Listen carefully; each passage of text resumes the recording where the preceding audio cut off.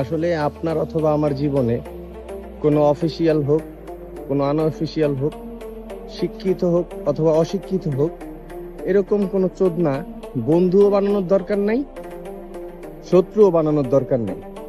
আর যদি ভুলক্রমে বন্ধু হয়েও যায়, বন্ধু থেকে পরবর্তীতে শত্রুও হয়ে যায়, ওই বন্ধুত্ব করার আগেই চিন্তা ভাবনা করবেন যে এই চোদনা 2 দিন পর আমার বন্ধু হবে। তাই কোনো পেটের কথা, কোনো মনের কথা, কোনো আবেগের কথা ওই টাইপের চোদনাদের কাছে বলতে যাইবেন না। কারণ এরা প্রথমে বন্ধু হইয়া মিশবো, তারপরে শত্রু হইয়া ঘরের ইন্দুরের মতো বেড়া কাইটটা সমাজের সামনে আপনার নাক কান কাইটা একাকার করে দিবে। তাই আমি বন্ধু অথবা শত্রু ওই সমস্ত চোদনাদেরকেই বানাই যাদের সাথে আমি যুক্তিতর্কে, পেশি শক্তিতে জিতে আসতে পারি। এই হচ্ছে আমার লাখা। লাখা ঠিক বলছি না? হ্যাঁ, লাখা বলছে, আমি ঠিক বলছি।